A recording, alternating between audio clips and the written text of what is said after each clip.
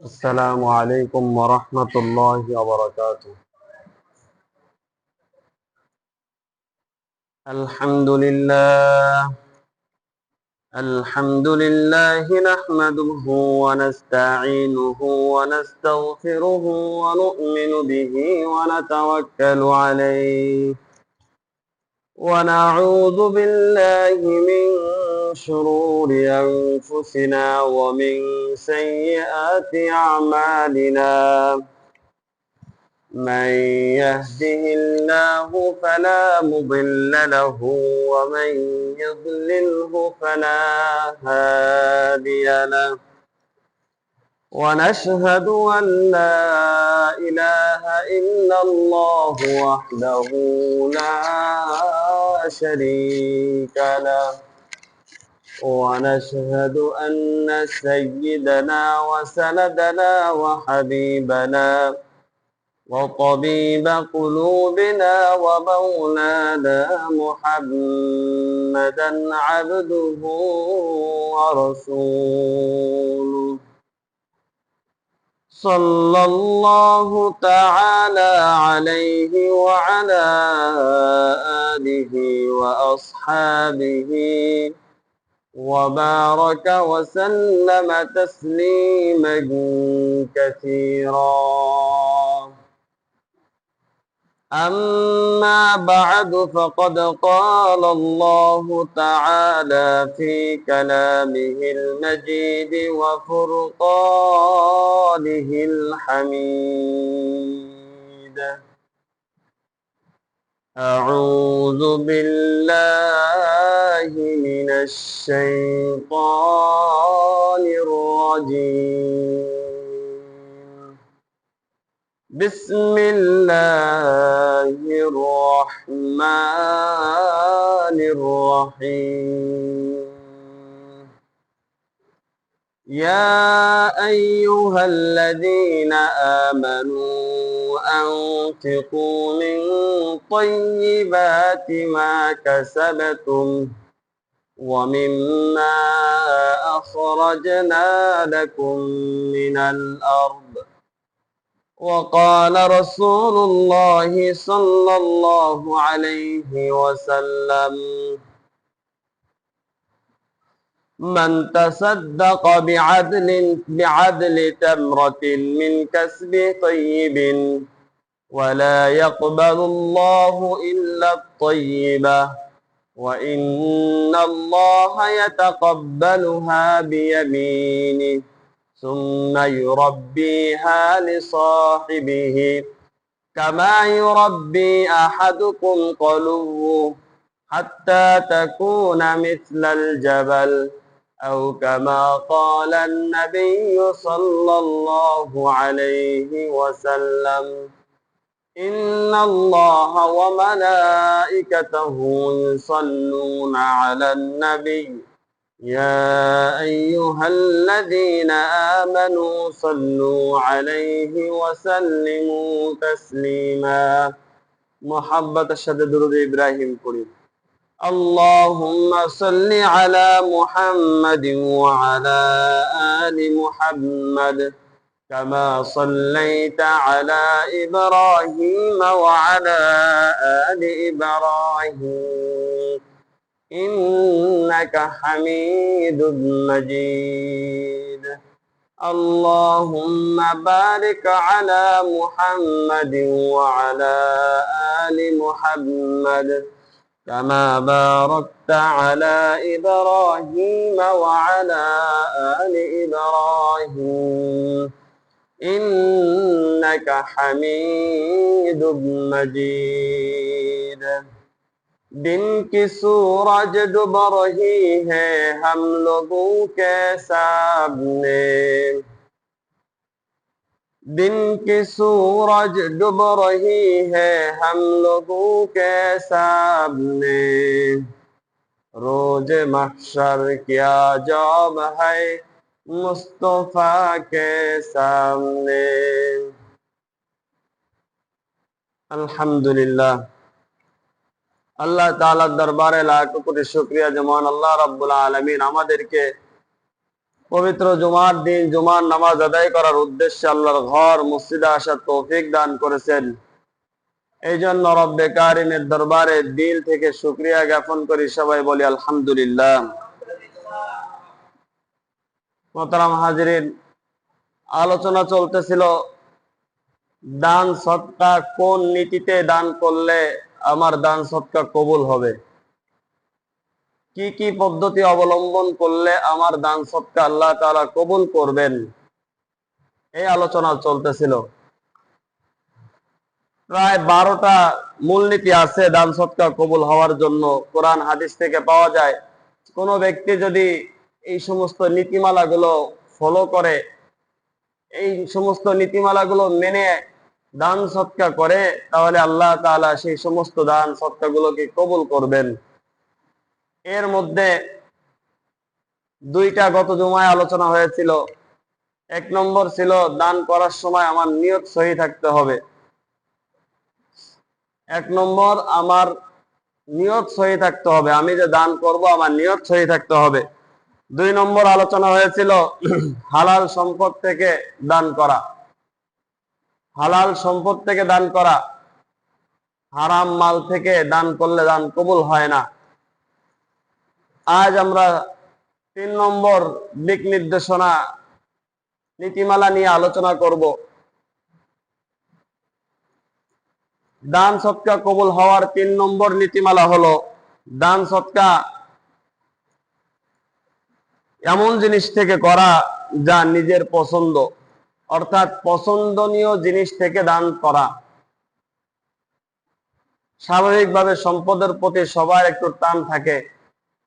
সম্পদ দান করতে গেলে আমার অন্তর একটু বাধা দেয়, মুহাব্বতের জিনিস।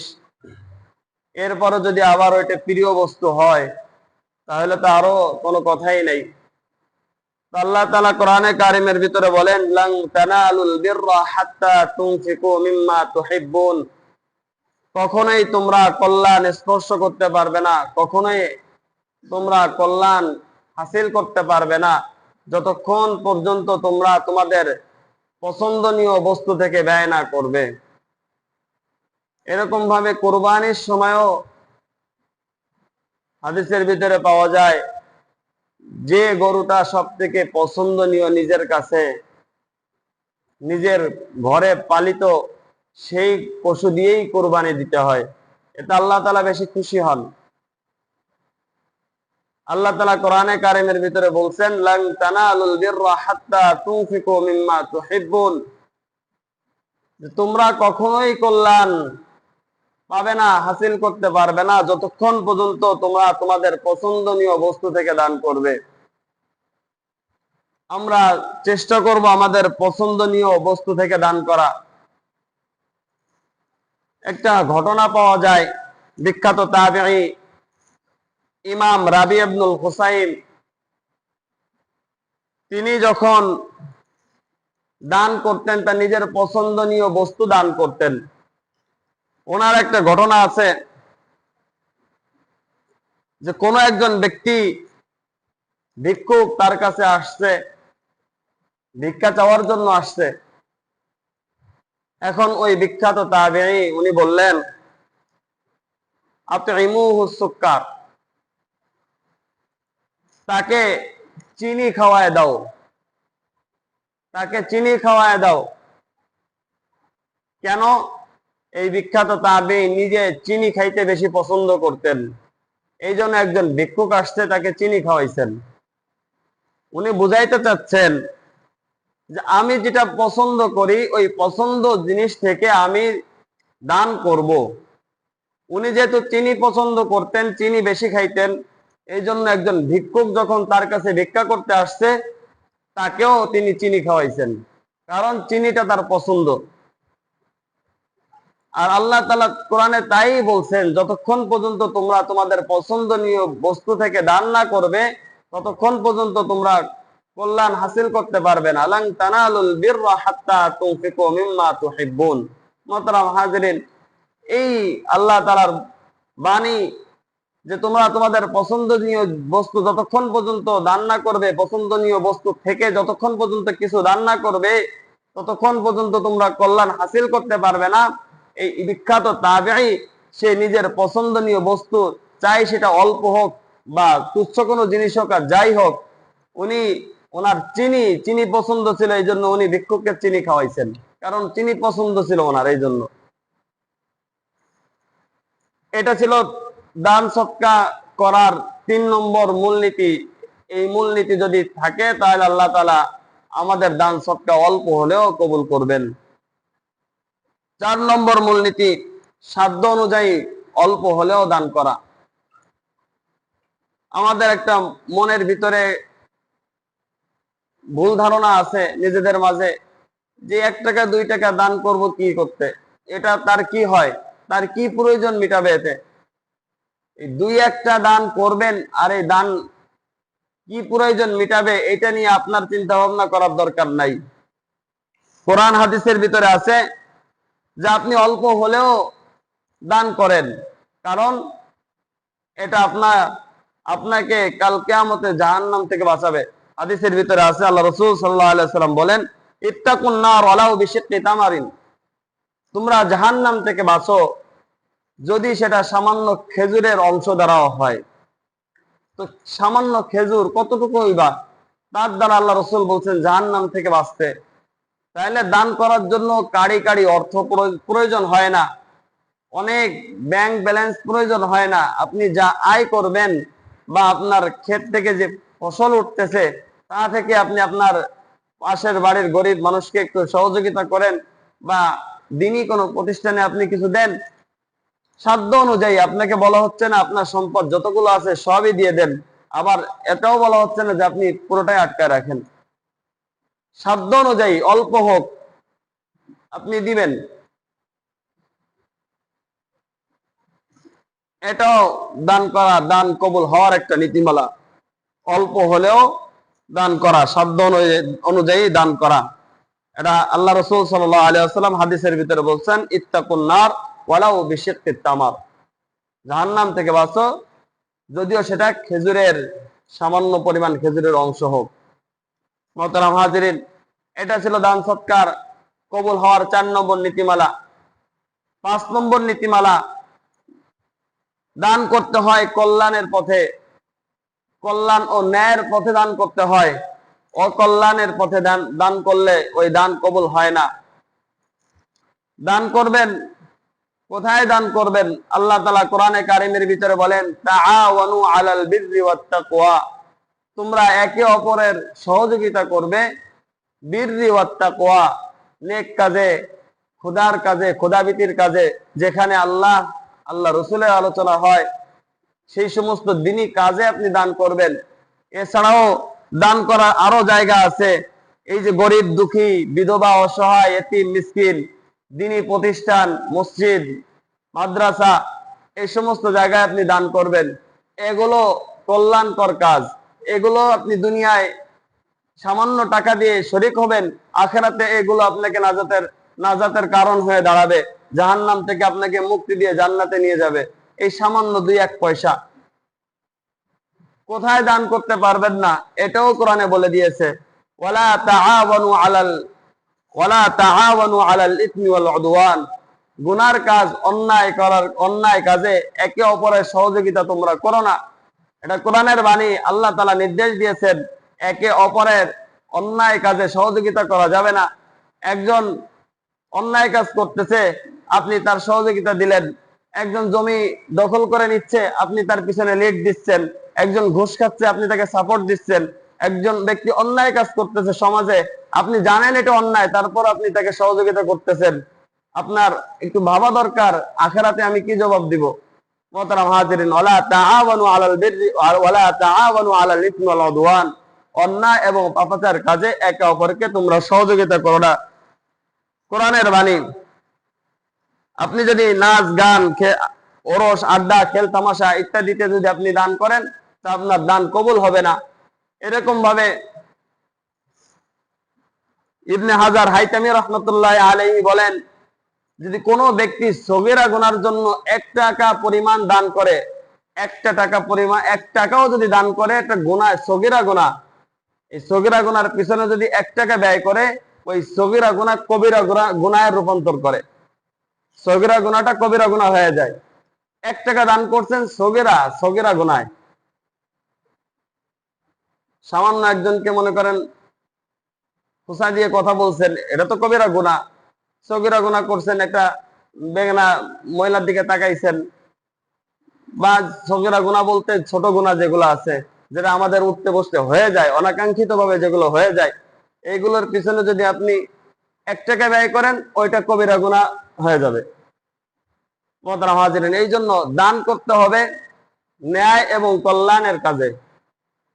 অন্যায় এবং অশ্লীল কাজে দান সৎকার করা যাবে না। এগুলো আমাকে পরকালে জাহান্নামে নিয়ে যাবে। আর যদি ন্যায় এবং কল্যাণকর কাজে দান করি, এগুলো এই দান সৎকার কবুল হবে এবং আল্লাহ তাআলা এর বিনিময়ে আমাকে জান্নাত দান করবেন। মোহতারাম হাজিরিন, এটা ছিল দান সৎকার কবুল হওয়ার 5 নম্বর নীতিমালা। 6 নম্বর নীতিমালা, ভারসাম্য রক্ষা করে দান করা। ভারসাম্য রক্ষা করে দান করা অর্থাৎ আপনার যতটুকু সম্পদ আছে, এই গোটা সম্পদ দান করা যাবে না, আবার পুরা সম্পদ আপনি আটকায় রাখতে পারবেন না। যদি গোটা সম্পদ দান করে দেন, দেওয়ার পরে নিজের পরিবার পরিজনকে আপনি চালাইতে পারতেছেন না, অন্যের কাছে আবার হাত পাতা লাগতেছে, এটা খারাপ কথা। ইসলাম এটা শিক্ষা দেয় না। ইসলাম শিক্ষা দেয় সিরাতে মুস্তাকিম, না ছাড়াছাড়ি না বাড়াবাড়ি। কোনো ছাড়াছাড়িও হবে না, বাড়াবাড়িও হবে না, মধ্যম পন্থা অবলম্বন করতে হবে। এই জন্য উম্মতে মুহাম্মাদি এর একটা বিশেষ বৈশিষ্ট্য হলো তারা মধ্যমপন্থী উম্মত। তাদের ভিতরে, এই ধর্মের ভিতরে কোনো বাড়াবাড়িও নেই, ছাড়াছাড়িও নেই। আল্লাহ তাআলা কোরআনে কারিমের ভিতরে দান করার ভারসাম্যতা নিয়ে আলোচনা করেছেন। আল্লাহ তাআলা কোরআনে কারিমের ভিতরে বলেন, ওয়ালা তাজআল ইয়াদাকা মাগলুলাতান ইলা উনুকিকা ওয়ালা তাবসুতহা কুল্লাল বাসতি ফাতাকউদা মালুমান মাহসুরা। আল্লাহ তাআলা বনি ইসরাইলের ভিতরে বলেন, সূরা বনি ইসরাইলের ভিতরে বলেন যে তোমরা তোমাদের হাতকে কুক্ষিগত করে রাখো না। মানে দান সৎকার করা থেকে নিজের হাতকে একেবারে গোটায় নিও না। এরপর আল্লাহ তাআলা বলেন ওয়ালা তাবসুতহা, এবং এমন ভাবে দান করো না যে হাত প্রসারিত করে সবই বিদায় দান করে দিলাম, এমনও তোমরা করো না। বরং তোমরা ফাতাকউদা মালুমান মাহসুরা, বরং তোমরা মধ্যম পন্থা অবলম্বন করো। এছাড়াও আল্লাহ তাআলা কোরআনে রহমানের প্রিয় বান্দা যারা জান্নাতবাসী হবে, তাদের যে গুণাবলী বয়ান করতে, যে সেখানে আল্লাহ তাআলা বলেন ওয়াল্লাযীনা ইযা আনফাকু লাম ইউসরিফু ওয়া লাম ইয়াকতুরু ওয়া কানা বাইনা যালিকা কওয়ামা। যে সমস্ত বান্দারা আল্লাহ তাআলার প্রিয় হবেন, জান্নাতে যাবেন, তাদের একটা বৈশিষ্ট্য হলো তারা যখন দান করে তখন তারা অপচয় করে না। যেখানে যতটুকু দরকার অতটুকু ব্যয় করে। যেখানে 5 টাকা দরকার সেখানে 100 টাকা ব্যয় করে না। যতটুকু দরকার অতটুকু ব্যয় করে, অপচয় করে না। ওয়ালাম ইয়াকতুরু, এবং কমও করে না। 5 টাকা দরকার 5 টাকাই দিছে, সেখানে 1 টাকা দেয় নাই। পরিবার পরিজন পিছনে যতটুকু ব্যয় করা দরকার অতটুকু সে ব্যয় করছে। এমন কিপটামিও করে নাই যে তার পরিবার পরিজন চলতে যে তার কষ্ট হচ্ছে। মোহতারাম হাজিরিন, এটা হচ্ছে রহমানের প্রিয় বান্দাদের একটা বিশেষ বৈশিষ্ট্য। ঠিক এই দান সৎকার কবুল হওয়ার জন্য আমাদের এই মূলনীতি গ্রহণ করতে হবে। ভারসাম্যতা রক্ষা করে দান করতে হবে। বেশিও দান করা যাবে না, আবার আটকায়ও রাখা যাবে না, মধ্যম পন্থা অবলম্বন করতে হবে। কোরআনের ভিতরে যে সমস্ত জায়গায় দান করার কথা বলছেন, সেখানেও আল্লাহ তাআলা কোরআনের ভিতরে বিভিন্ন জায়গায় বলছেন মিম্মা রাযাকনাহুম ইউনফিকুন। আল্লাহ তাআলা তোমাদেরকে যে সমস্ত রিজিক দিয়েছেন তা থেকে কিছু আল্লাহর রাস্তায় দান করতে বলছে, পুরোটা আল্লাহর রাস্তায় দান করতে বলে নাই। মোহতারাম হাজিরিন, এই জন্য দান সৎকার কবুল হওয়ার জন্য 6 নম্বর মূলনীতি এটা যে ভারসাম্য রক্ষা করে দান করা। একেবারে অপচয়ও না করা, আবার কার্পণতাও না করা। 7 নম্বর মূলনীতি, দান সৎকার গোপনে গোপনে দান করতে পারলে এটা ভালো। হাসরের ময়দানে যখন আল্লাহ তাআলা কিছু বান্দাদেরকে আরশের নিচে ছায়া দান করবেন, তার ভিতরে এক শ্রেণীর মানুষ তারা হবে যারা গোপনে দান সৎকার করত। কেমন গোপনে দান দান সৎকার করত? যে ডাইন হাত দান করে কিন্তু বাম হাত টের পায় না।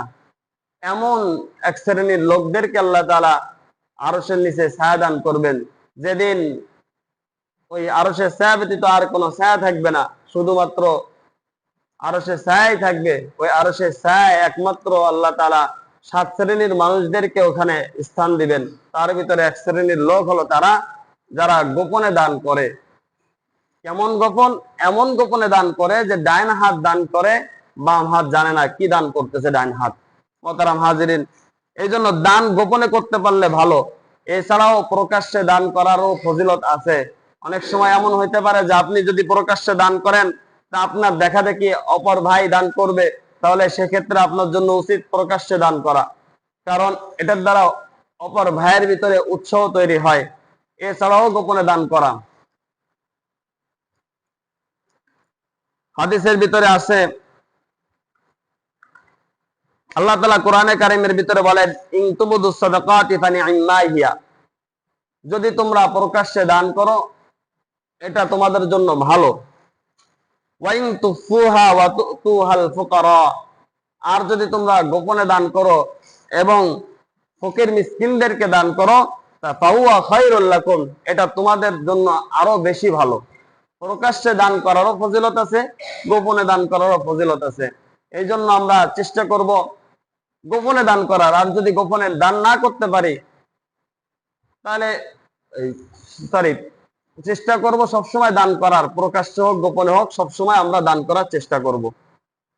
আল্লাহ তাআলা আমাদেরকে এই গোপনে দান করার মাধ্যমে জান্নাত দিবেন, আরশের নিচে ছায়া দান করবেন।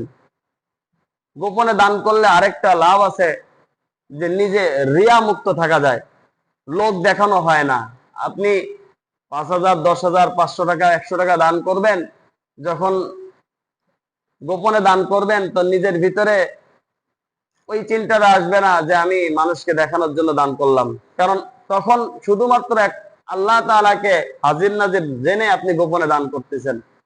আপনি বিভিন্ন এলাকায় বেড়াইতে গেছেন, ঘুরতে গেছেন, ওখানে অনেক ফকির মিসকিন থাকে, আপনি পকেট থেকে 100 টাকা দান করলেন, আপনারে ওখানে দেখার মতো কেউ নাই, আপনারে চেনার মতো কেউ নাই, একমাত্র আল্লাহ আপনাকে চিনে যে আপনি দান করতেছেন আল্লাহকে রাজি খুশি করার জন্য।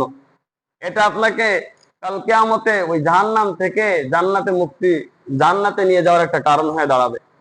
আর যদি আপনি লোক দেখানোর জন্য পাহাড় সম পরিমাণ অর্থ দান করেন, তাহলে আপনার এই অর্থ শুধু দেওয়াই হবে, এর দ্বারা যে সওয়াব, এই সওয়াব আপনার আমলনামায় আসবে না। এই জন্য গোপনে দান করা অনেক ভালো। 8 নম্বর দান সৎকার কবুল হওয়ার 8 নম্বর নীতিমালা হলো প্রকৃত হকদারকে দান করা। প্রাপ্য যিনি তাকে দান করবেন, যার প্রয়োজন নেই তাকে আপনি দান করলে বরঞ্চ আপনার টাকাটা সে অন্যায় কাজে ব্যয় করার সম্ভাবনা থাকবে। যার আসলেই অভাব আছে তাকে আপনি খুঁজে খুঁজে বের করে নিয়ে আসতে হবে সমাজ থেকে। আসলেই কার অভাব আছে, আপনি অভাবী ব্যক্তিদেরকে খুঁজে খুঁজে দান করবেন।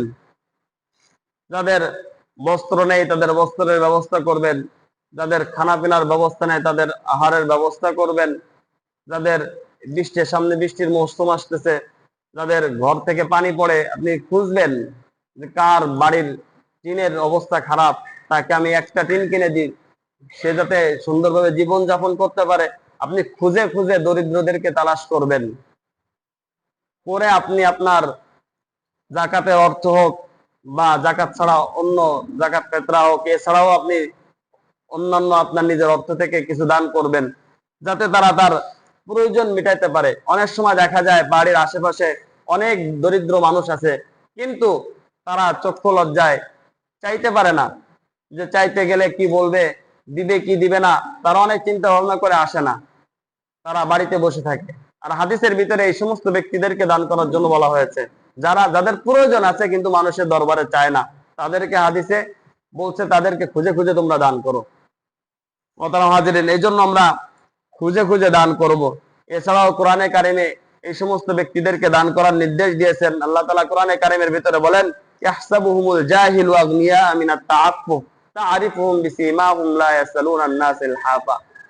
এই যে যারা মানুষের কাছে চায় না, যারা ধনী, তারা মনে করে কি ও তো ওর হয়তো প্রয়োজন নাই, যার কারণে সে মানুষের কাছে চায় না। আসলে কি তাই? আসলে তাই না, বরং তার প্রয়োজন আছে, কিন্তু সে চক্ষু লজ্জায় সে মানুষের কাছে চাইতে পারে না। তো আল্লাহ তাআলা বলতেছেন, সুন্দরভাবে বলতেছেন, ইয়াহসাবুহুমুল জাহিলু আগনিয়া মিনাত তাআফফুফ। যারা ধনী আছে তারা ধারণা করে যে তারা অনেক গরিব, মানে ধনাত্মবান। আসলেই তারা, তাদের কোনো সম্পদ নাই, তারা গরিব, চক্ষু লজ্জায় তারা চায় না। মিনাত তাআফফুফ, নিজেদেরকে লাঞ্ছনার পথ থেকে বাঁচানোর জন্য তারা মানুষের দরবারে চায় না। আল্লাহ তাআলা বলেন, এই সমস্ত ব্যক্তিদেরকে তোমরা দান করো। প্রয়োজন আছে, মানুষের কাছে চায় না, এই সমস্ত ব্যক্তিদেরকে দান করার কথা বলেছেন। এছাড়াও আল্লাহ রাসূল সাল্লাল্লাহু আলাইহি ওয়াসাল্লাম হাদিসের ভিতরে বলেন, মিসকিন কারা, কাদেরকে মিসকিন বলে? লাইসাল মিসকিন আল্লাযী ইয়াতুফু আলান নাস। মিসকিন ওই ব্যক্তি নয় যে দুই এক লোকমা খাবারের জন্য মানুষের দরবারে ঘুরে বেড়ায়। যার দুই এক লোকমা খাবার আছে সেতে মিসকিন না। একটা দুইটা খেজুরের জন্য সে মানুষের দরবারে ঘুরে বেড়ায়, সে আসলে মিসকিন না। প্রকৃত মিসকিন সে না। প্রকৃত মিসকিন হলো আল্লাযী লা ইয়াজিদু গিনান ইউগনি ওয়ালা ইউফতানু বিহি ফায়াতাসাদ্দাকু আলাইহি ওয়ালা ইয়াকুমু ফায়াসালুন নাস।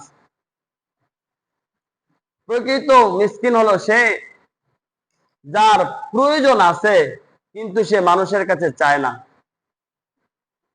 প্রয়োজন আছে কিন্তু সে মানুষের কাছে চায় না, এমন ব্যক্তিকে আপনারা দান করবেন, খুঁজে খুঁজে দান করবেন। মোহতারাম হাজিরিন, দান সদকা কবুল হওয়ার প্রায় 12টা মূলনীতি আছে। তার ভিতরে 8টা মূলনীতির আলোচনা হলো। 1 নম্বরে ছিল সহি নিয়ত করা, দান সদকা করার সময় নিয়তকে ঠিক রাখা। 2 নম্বর ছিল হালাল অর্থ থেকে দান করা। 3 নম্বর ছিল নিজের পছন্দনীয় বস্তু থেকে দান করা। 4 নম্বর ছিল সাধ্য অনুযায়ী অল্প হলেও দান করা।